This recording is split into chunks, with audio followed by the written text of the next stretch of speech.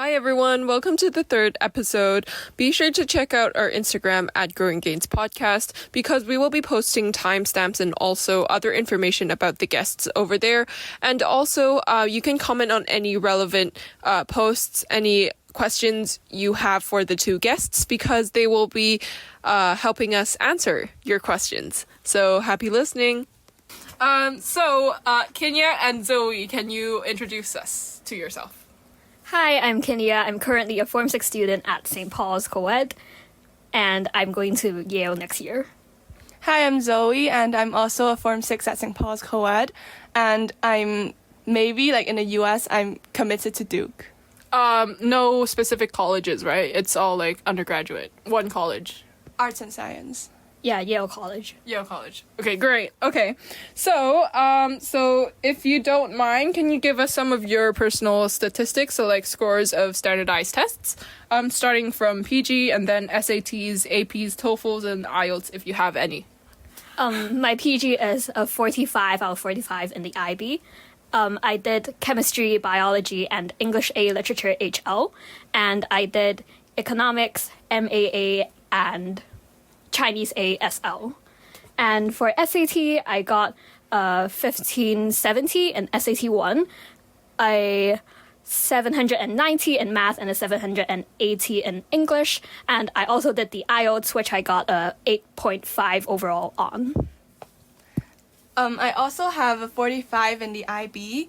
And for HLs, I have biology, chemistry, history, and MAA.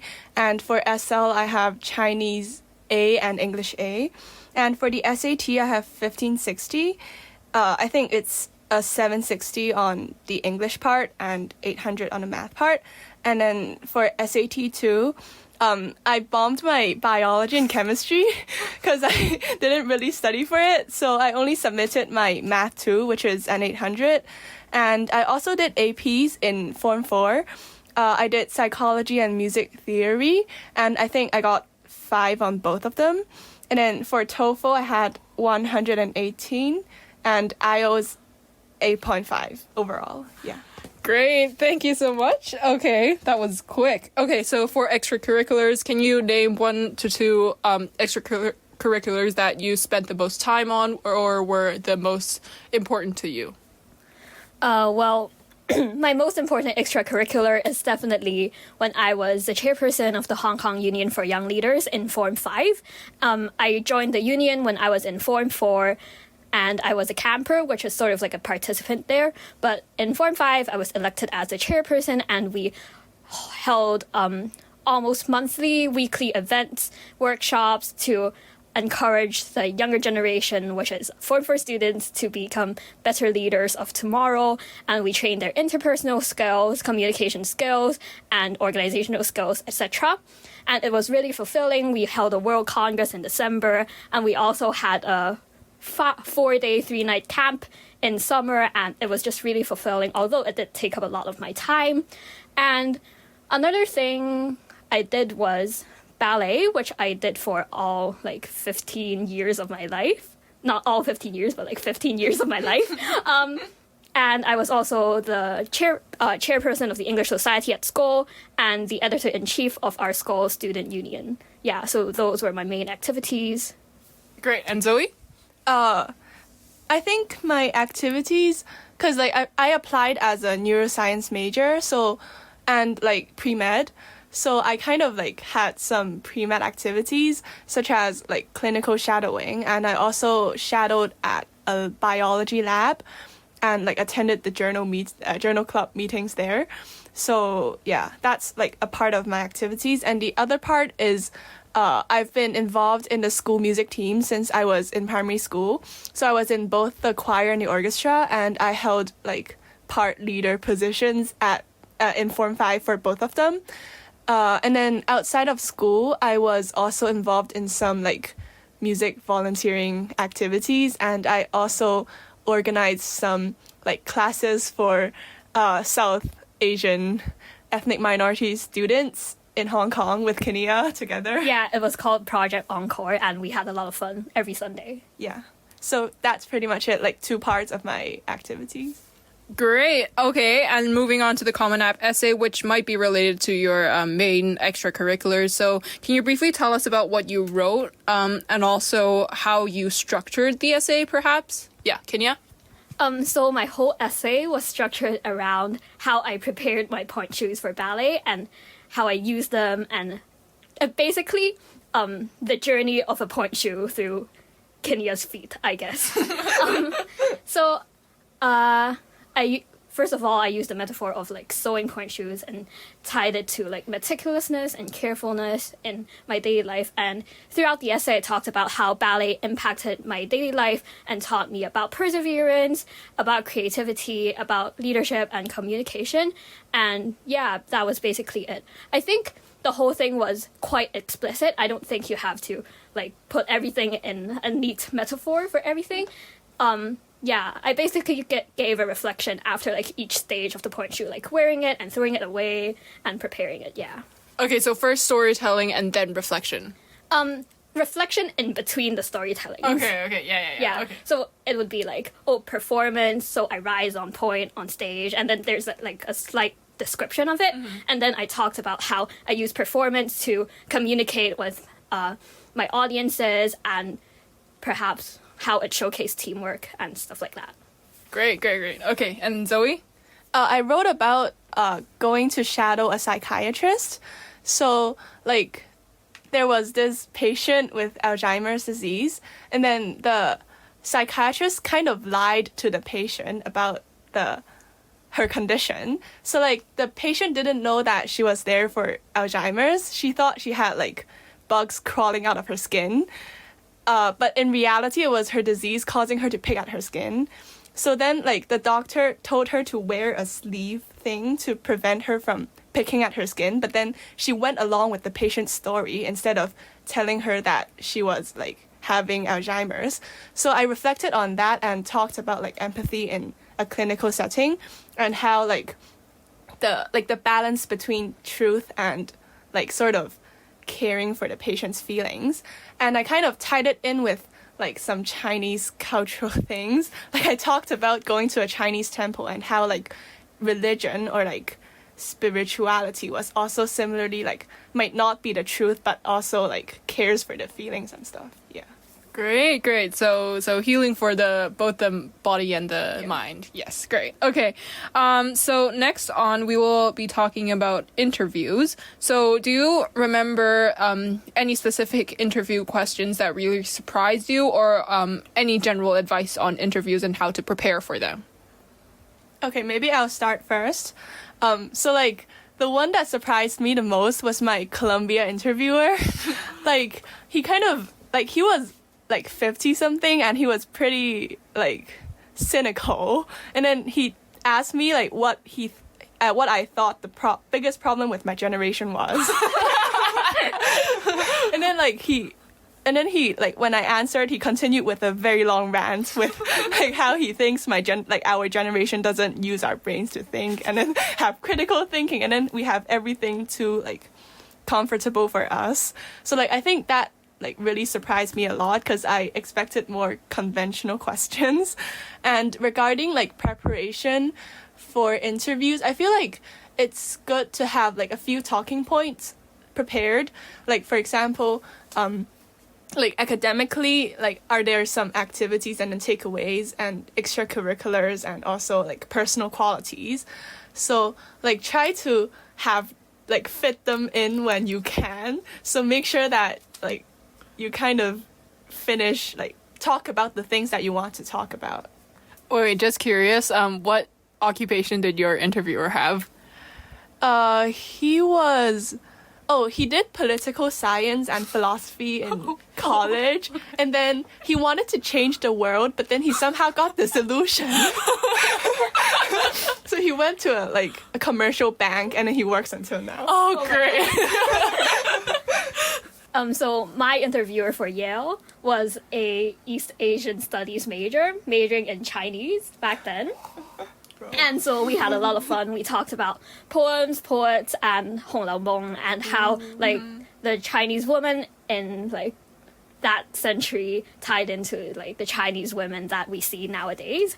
And she talked about her work in Hong Kong, and she asked me about my extracurriculars and my experiences, like at what time I thought I did something wrong and how I corrected it at the end and stuff like that. Yeah, so just as Zoe said, try to tie in your extracurricular experience and the stuff you wrote about in your personal statement and communicate that to the interviewer, because they don't have your personal statement, your essays, and your stats. So just try to sell yourself while being humble and just engage with the interviewer, because if they're having fun, then they'll place a higher score or write better comments on you. Yeah, I agree. Like try to like maybe research your interviewer before but then like find like one or two common points that you share with your interviewer, and then like try to like bring it in and then ask them about their experience, or like, oh, you know, I know like I did this too something like that. But then like don't be too creepy, because like there was this one interviewer that like I shared some like a lot activities with, but then like just don't like show like you're very creepy. Okay, great. Okay, so moving on to the general advice for students.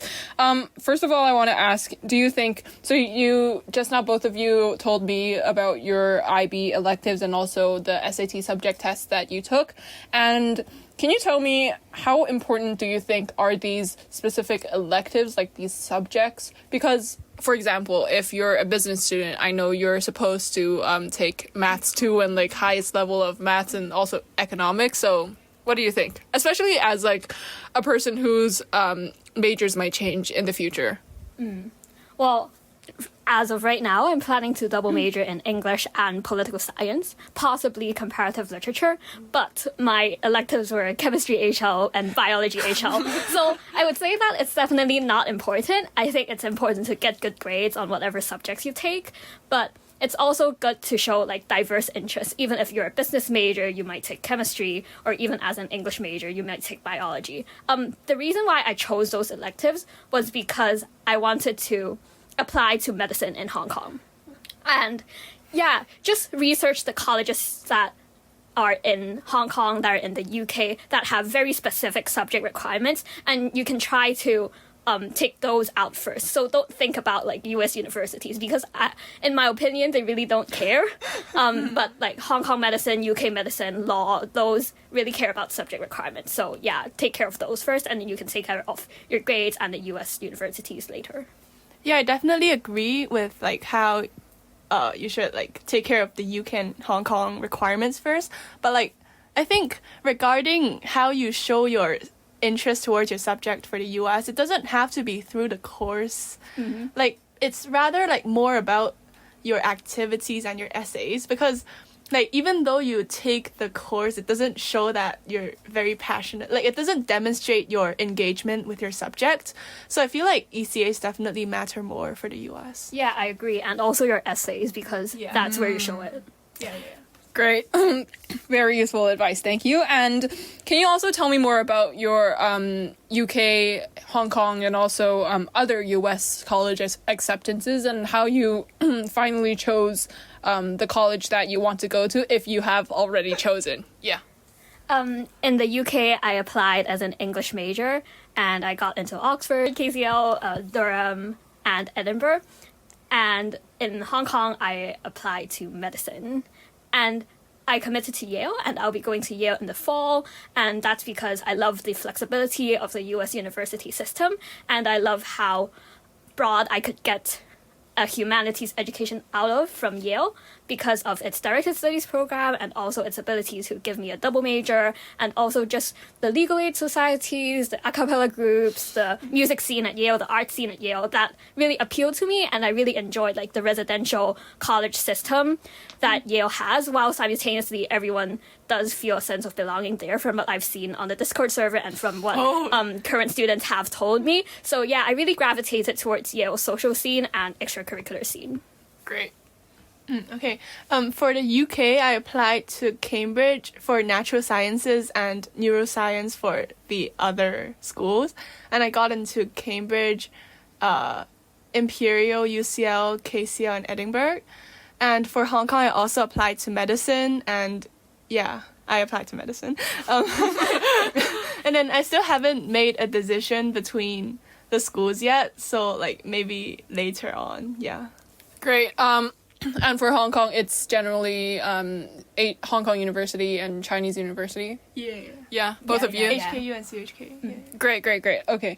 And Zoe, actually, I wanted to ask more about your college acceptances. You got accepted to Dartmouth, Johns Hopkins, and also Duke. And from previous conversations, I hear that you have paid your deposit to Duke. But yeah, so can you tell me more about why you chose Duke in specific? Okay. I think it was pretty much like comparing like two of the colleges within the group and then choosing like which one I liked better. So I chose Duke over Hopkins because they're both strong in medicine, which like I'm trying to get into. And Hopkins, like Baltimore, isn't like known for its safety. And like since it's my first time going overseas for studying, like me and my family felt that the safety or like the environment of the school was also very important. And for Dartmouth, it was also like, it was about like, firstly, its medical school is kind of small. And secondly, it's more like social science focused. So like most of I think like 60% of its students major in like political science, government, econ. Yeah. So like, it's not like my academic focus, which is why I chose Duke over Dartmouth. Great, thank you so much. And I want to ask more generally. So this is before the college app season, right? So you're doing all these research about schools. And how did you choose to apply to the schools that you did? And do you regret any of these applications? In the US, I only applied to Yale because I got in REA in December. I applied to Yale firstly because I wasn't sure if I 100% wanted to go to the US. So applying to REA school or EA school was the best choice for me at that moment in time. And also out of the REA or EA schools, I felt that Yale was the best fit for me because of its strong humanities focus and its sort of chill vibe that I vibed with. I really can't explain how I vibed with it, but yeah. And yeah, what I talked about like its art scene and all that. Do you not have like a plan B in the States? So I did not apply to any other college in the early round because I was like, yeah, let's just focus on one college. It has like 8 essays for me to write. And yeah, and in regular decision, I felt like, well, my first choice is Yale anyway. I don't have to like apply to any other school. So it was worth it whether or not. Yeah. Okay, great. And Zoe? I didn't get in my early round, so I applied to like all, like our school has this limit that like we can only apply to 10 overseas schools, so like I used all of those spots. So that was a lot of essay writing. So like regarding how I chose my schools, I kind of like I didn't apply, like I only applied to the most prestigious schools because I already got like some acceptances from the UK before my RD deadline. Yeah, so like I only applied to like top 20. And then within those, I kind of like limited the number of IVs because like some of them didn't really fit with me, or like I didn't really like it. I didn't like Cornell, so I didn't apply. I didn't like Brown. Sorry, Vanessa. Sorry, Jasmine. So like, yeah, and then I kind of, yeah, so like I also applied to the schools which are like known for medicine or like biology, for example, like Hopkins and Duke. Yeah. So yeah, pretty much that's it. And how did you do research? Did you go on their school websites, or did you go more like unofficial Reddit subreddits and stuff like that? Okay. I think I did most of my school research on its website. So I definitely had my share of surfing on Reddit, especially in Form 4. I was very obsessive about it. But then I feel like don't actually base too much of your decision on Reddit because it's pretty much an echo chamber, because like once you really get into college, you won't go on Reddit, like go on the applying to college Reddit anymore. So like most of that is from like high school seniors or like juniors who like base their opinions on what they know from previous high school seniors and juniors. So like just don't base too much of your decision on Reddit.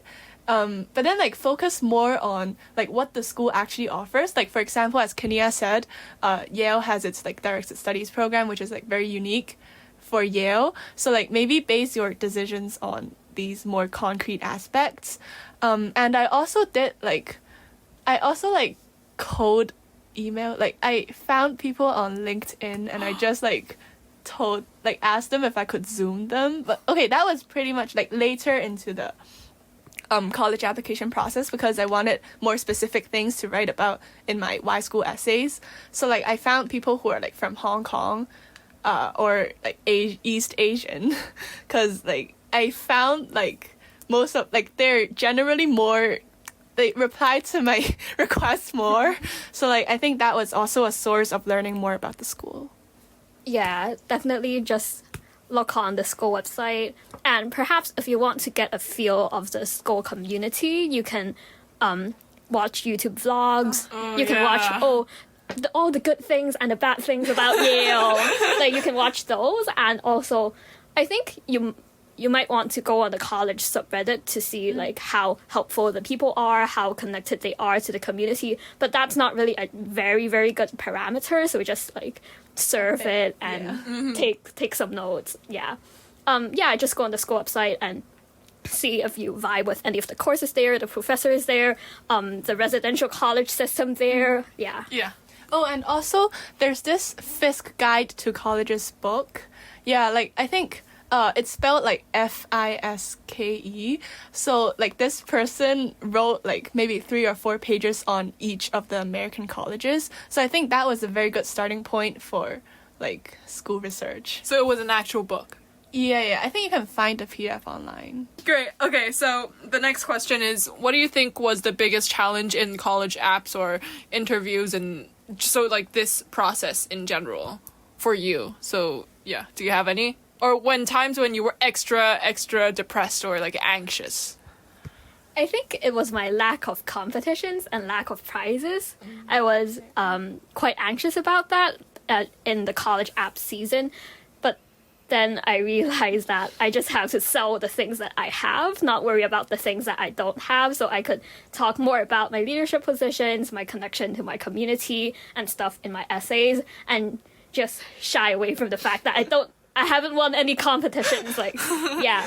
And I think, especially with Yale, I don't know with other colleges, they seem to put a heavy emphasis on passion and the drive to help your community more than just winning Olympiads or stuff. Of course, if you win Olympiads, that's great. You can use your scientific knowledge to help the world, right? But I think it's really the humanistic aspect that stands out to these colleges, and you have to put those in your essays, which made another thing more stress for me, which was the essay writing, because I knew I had to sell myself in those essays, right?